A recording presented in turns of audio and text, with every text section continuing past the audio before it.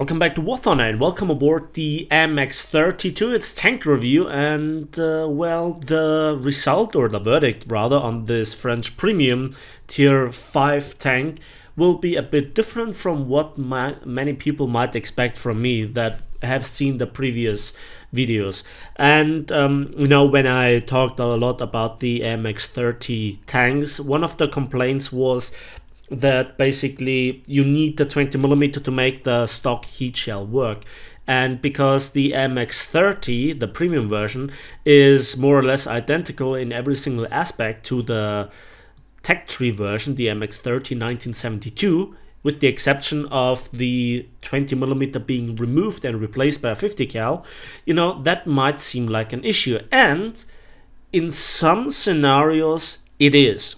However, you still can make it work, but it depends on the matchmaking, it depends on the maps, it also depends on the nations that you fight with and against. And today, well, let's put it that way, that I had a lot of good results and battles, and I got a lot, and I mean a lot, of survivor awards and also aces with this tank. Not just 2 or 3 battles in a row, but in general it was actually fun to research the AMX-30 B2 Brenners, or at least a big portion of it, like 100,000 or 130,000 research points in one playing session of just 4 hours, something like this. And it was really fun. And I thought to myself, well, it would be kind of a waste if not to make a tank review about this tank. And obviously the comparison here to the Magach 3 should be said. And while I do not really compare the Magach 3 to the AMX-30 in the stats, there are a lot of similar tanks that you will see how it will stack up against. Also, I want to show you some of the gameplay and, well, the results of it. Also, I want to talk about the tank, how to make it work, how to not make it work, or how to fight against it on the battlefield, how to counter it basically, what to expect from its playstyle, and the results, which are also objectively better than in the Magach 3. If you remember, one of the games in the Magach 3 that I did recently, I presented to you, and when you see the results of some other games in this tank, you will see the difference. The tank is basically a little bit like a Leopard, and well, without any sort of solid shot or hash or something like this. So without further ado, let's go into it. Let's talk about the armor, the interior, the mobility, the firepower, and so forth. And let's begin with the armor. So as we can see, we have the lower glazes of 80mm, and its cost homogeneous armor 45 degrees. This is a weak spot, end of discussion. At that battle rating, everybody will punch through it clean. The upper glazes is sloped backwards at 68 degrees, so you might ricochet some APAG shells from, for example, the Germans if you fight some Tiger 2s, which I did on a regular basis, or Panther 2s. Also, a lot of the, well, 100mm guns of the Soviets might not punch through it and ricochet. And also ricochet from the upper hull here, which is even further sloped backwards at 76 degrees. Just here, this portion of the driver's hatch is a bit flattened out, but it's a fairly small target and it doesn't really stand out visually. So, and if you ricochet here, you might end up with a shot trap up here into the gun breech, and that happened to me very often. I will talk about this in just a moment. The side of the tank also very thin, 30mm, 35, despite having here some spaced armor and also some additional tracks. It will not save you, and the rear is also not that thick with 30mm. The top is just 8mm and 15mm, and the top of the turret is just 20mm, and this makes it relatively vulnerable from air attacks. And so artillery strikes, bombs and rockets are really dangerous to you. And also, you're not a very small tank, you are kind of a middle sized tank, to be honest. Then the side of the turret is 41.5mm thick, and you get penetrated at the weirdest angles. An object 906 in one occasion shot me like here on this part and still penetrated. So fun times really. And the front of the, well, gun mantle is sloped, but it's still very thin, 60, 50 millimeters, 80 millimeters at a flatter angle. It will not really save you. And so the tank is not the smallest target. You also have a cast homogeneous armor, well, commander's cupola, and that will also catch APHE shells. The X-ray reveals that we have 4 crew members, and we have the driver and the loader on the right hand side, but the side that you should shoot is through the hull on the left hand side, because there is a fuel tank that might absorb some sort of ammunition like hash, and not the stronger heat shells might get absorbed. Behind that is an ammo rack that you should empty, more on this in just a moment. And then we also have the gunner and the commander, but the crew is spread out a little bit, so with solid shots or APCR, APDS, you might survive a turret penetration. We have on the side here a bit of a fuel tank, so this might absorb some stuff, but you really shouldn't rely on it. The back of the turret is filled with a ready rack of around about 20 rounds, and with 20 rounds you have enough ammunition for a average battle, to be honest. So this ammo rack can be well, emptied completely. This might just improve the survivability a little bit. But again, the matter for this tank is to not get hit in the first place. And again, the power package with the transmission and the engine in the back of the tank. So that's actually it with the armor and the X-ray. It's not really that special of a tank, but let's have a look into some other aspects of the tank. The main aspect to make the tank work is to use its mobility, and it's really not bad, to be honest. We have here a 720 horsepower engine, which feels actually not that really strong for this 36.0 ton tank, and we are here very good with the mobility when it comes to horsepower to ton ratio of exactly 20, which is just topped a little bit by the Leopard 1. And the top speed is also fairly respectable with 64 kilometers an hour, but because of the horsepower to ton ratio and the ground pressure and the majority of maps that you face on medium terrain, you will most likely see 40 to 50 kilometers an hour. The reverse gear is acceptable with minus 23 kilometers an hour, but we have no neutral steering, so keep that in mind. So overall, the mobility is good. But now we have to talk about the essential part that kills the enemy, the gun. And the stats on this CN105F1 gun are right in between the L7A3 gun mounted on the STB1 and the Vickers MBT L7A1 gun when it comes to the reload.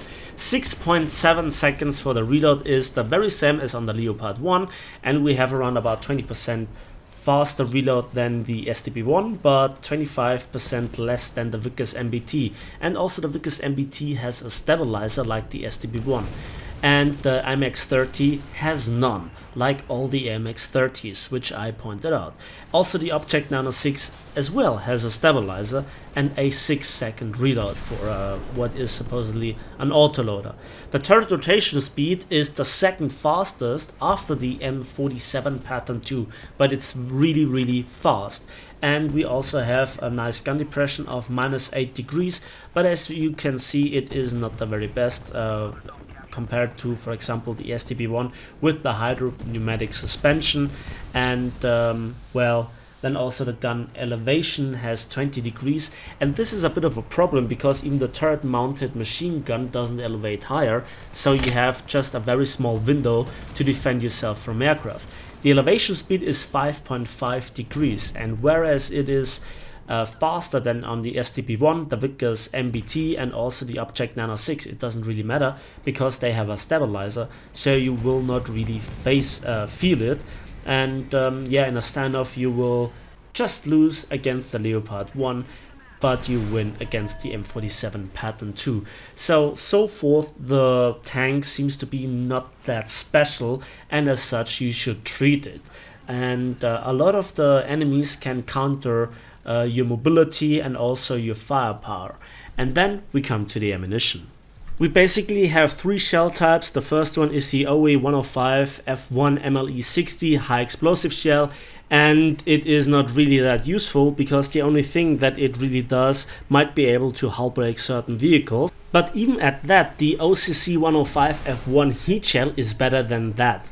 And we have here 400 millimeters of penetration with 1000 meters per second mass velocity, and this is practically the only shell type that you should use. We also have a smoke shell available, but that is not really that important, but you should keep like 3 of them. So the package for the tank is like 20 rounds of heat rounds and 3 to 4 smoke shells, and that's about it. But while the shell is great at penetrating stuff, the post-penetration damage effect has been buffed, but is still very, very unreliable. And I want to present you now the battle in the background that will demonstrate that. So as you can see, we are here on Sinai and we're facing off against a Panther 2 and a Tiger 2. So let's see what we can do about them. I wait up until the Panther shoots and I then have a clean shot at him. And the AMX gets hit fully in the middle and just vanishes. Yes, I also killed the driver and the gunner and the loader and could finish the tank with a second shot, but the first shot should have been lethal. And this is such a regular theme for this tank. Now, this would be just one example, but you know, let's see what we can do about this Tiger 2. Ignore here the little leg spike and watch this. Clean shot into the AMX and again it disappears. And then we have another shot when the Tiger reverses to this point. And now we blow up the second AMX just behind that. And then we have another example with this Panther. Again, ammunition gets hit and just disappears with no further damage. And I have to aim again for the turret. And at the end of the day, the tank bails out in frustration, giving me the kill with that. So that means you cannot rely on AMX. You have to aim for, well, the crew. And that is not always easy. So here I have another prime example packed in a funny scene, and I get a shot into my gun barrel because I turned it just at the wrong moment from a T-34, so this could have ended quite differently. So I hide myself behind this Panther. He lost vision to me, and this heavy tank driver, well, he made it possible for me to get out of this situation alive, but you might not believe how it came to be.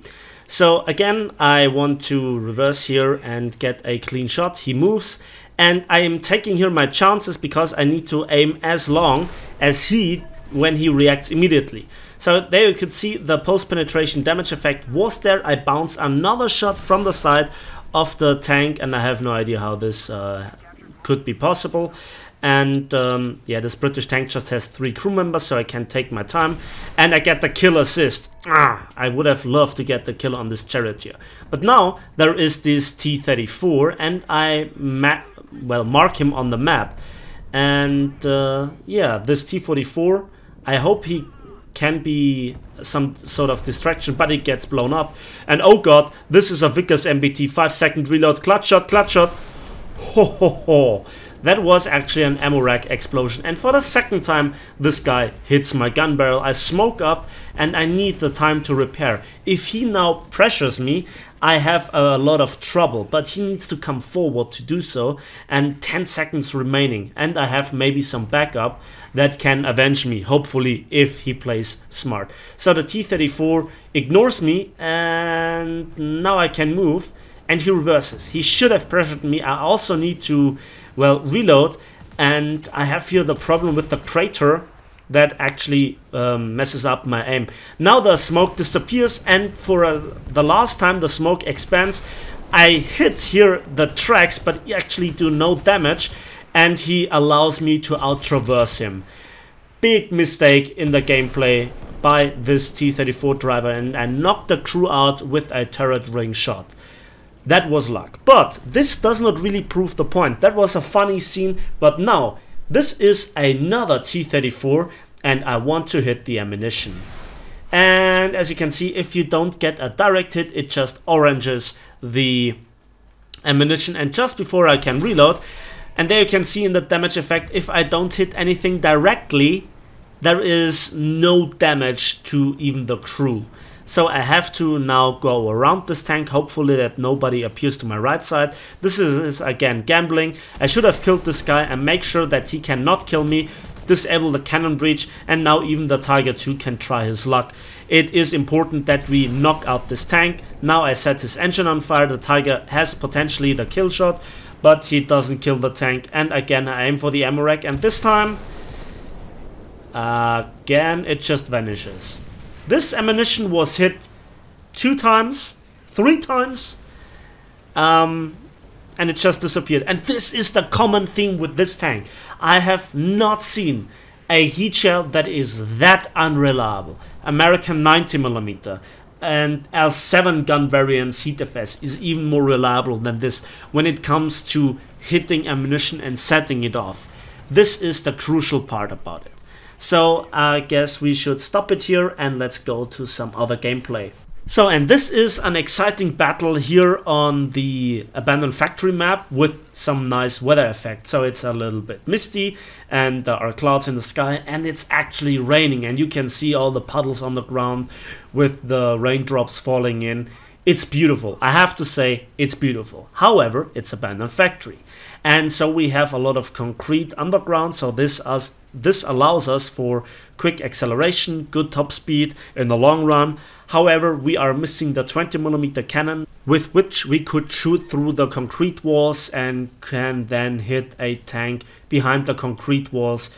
And yeah, without this 20mm cannon, we get this denied. Also, when breaching through a concrete wall like this with the entirety of the tank, we get slowed down, and if we shoot, we alert the enemy, and we don't have a shot ready to engage an enemy and have to wait for the reload. Again, 6.7 seconds, it's not the end of the world, but in many situations in close quarters, it's the end of you. And I want to actually bypass A with my usual playstyle. I want to intercept some slower tanks than me. Let's hope that we see one of the many down tiers in this tank. And I want to engage some tanks that go into B. Now, usually nobody contests the middle of the map, which is nice for me with flanking. And I want to look around if there are some tanks, but there is none. I look around and oh boy, there is a Mag-3. So we disable his gun breach because I don't trust ammo rack hits anymore. And we also kill the commander, so he's down to 3 crew members. I also set the engine on fire so that he cannot escape. Now, because of how the Mag-3 is designed, he cannot shoot through the back of the tank, and there is also a T-34, and we again disable the gun breach and the ammunition that also got stored right next to the gun. Well, again, it just blackened out and faded away without exploding. Again, you cannot trust ammo rack hits, so I have to reverse to hit the Mag-3 through the smoke because I could not shoot through the tree. And then I set a artillery strike there, and I thought for a moment that there is no other tank, and in fact there is none, so I can work on this T-34. Just kill the driver and loader. We have to actually get rid of the crew. And I want to aim for the left side of the turret, but the gun barrel, or rather the muzzle brake, intercepts the shell and gets red, which also increases the reload rate, or the repair time rather. And then finally we get a crew knockout by killing the gunner and again hitting ammunition, which again didn't count for an ammo rack hit. Interesting. So I have to here remove the concrete wall because we can see a T-95.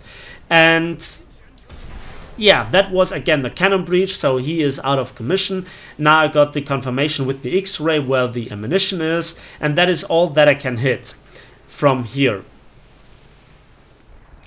So let's see how it goes. I have to reposition myself, and we hit the ammunition directly. Again, the propellant charges fade away. Do you see a pattern here, imagine? And yes, despite all those ammunition hit problems, again, I had a lot of fun in this tank, to my own eternal surprise. Another hit here, and we just made the ammunition orange. And at this point in time, I'm just here like, oh, come on. yeah, for the normal player that goes into an engagement and gets surprised by an enemy and also gets the first shot off without having an escape plan, that is mostly lethal. And we see 2 tanks here. And this time I decide myself to go for the AMX hit on the Stridswagen 81. The entirety of the ammunition gets it, disappears, and if not for this RU-251 killing the Stridswagen 81, I'd be dead right there, or at least heavily crippled. So, I'm sorry guys, but whoever said that it is reliable with the ammunition, this was footage from today. So it doesn't get fresher than this, or the day after that if you're watching the video. And that is just simply frustrating. I'm sorry about this, but there is nothing that I can do about it. And so, yeah. Now there is a little bit of a dead time, and I actually move to the other side of the map. And meanwhile we can look at another data sheet here in the comparison of the ammunition. And maybe the lack of post-penetration damage effect is the lack of TNT equivalent of the, well, copper cone surrounding high explosive. We just have 1020 grams compared to the L7's and its variant's HeatFS shell, equivalent of nearly 1270 grams. Maybe, maybe not. We'll see. And when I played the Magach 3, when I hit the ammunition on an enemy tank with the heat shell, it blew up much more frequently. I remember at least that one. Still, I'd prefer the AMX-30 because of the bit better mobility. And yeah, you could pause the video and compare this to yourself, but you can see the tank lacks a lot of ammunition. No APHE, no solid shot, no APCR, no APDS whatsoever. At this moment I decided to go for A, as it is now contested by the enemy despite there being some of our tanks. I have no idea what is in there. I see that it is some sort of tank destroyer, and that means I need to help my T-44. I have no idea what it is. Maybe the T-44 has a standoff against the Yak Tiger, but no, it is a tortoise, and I go for the disabling breach, for the disabling shot on the cannon breach again. And the tortoise is actually marking me with the machine gun. I disable here his engine, which does not get set on fire, and I almost drove into the cannon here. And now I go for the crew one by one. The commander is already dead, so let's aim center mass and let's hope for the kill. Yes, there it is. Good stuff. While we move in to capture the point, the tank needs very often a second, third, fourth shot at the enemy, and it is your responsibility with making sure that you can do it with positioning and the possibility of retreat. There is an M50 Ontus that shot me multiple times, screwed it up, tries to reverse, and we hull break him. So this is a good effect on certain lightly armored tanks such as these, and I replenish my crew and also repair the tank. So yeah, this is also going for the disabling shot to make sure that you can do it in a 1 versus 1.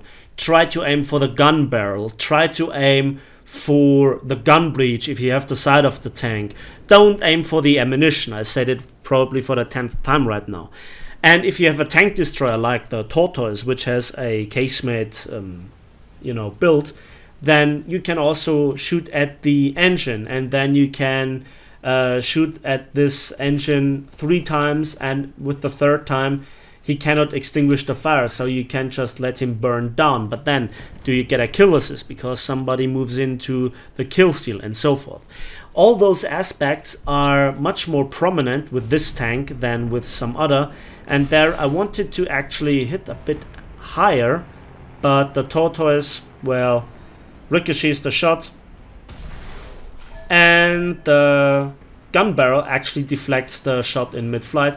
I have to retreat because the Tortoise is aiming at me, and now what to do? I screwed up the first 2 shots without damaging the gun barrel and so forth. So the shots sometimes are very, very unreliable, and this is why I cannot fully recommend the tank. So there is another tank. I have no idea what it is and where his gun is pointing. Also, there is a fire from a crashed aircraft. And now I think to myself, well, after he shot, I can go in, let's aim for the gun, and actually I hit it. And with the second shot I would have killed him, but the T-54 decided that he needs to save my butt and secures the kill for my third kill assist. That was a bit annoying. If I would have known before that it is a Walker Bulldog, then I would have gone for, well, the ammo rack? No. I would have gone for the crew shot on the left hand side if I'm not mistaken. And I also don't want to, well, spawn camp like that. 1 capture zone, 3 kill assists and 4 kills. This is a good result in any tank.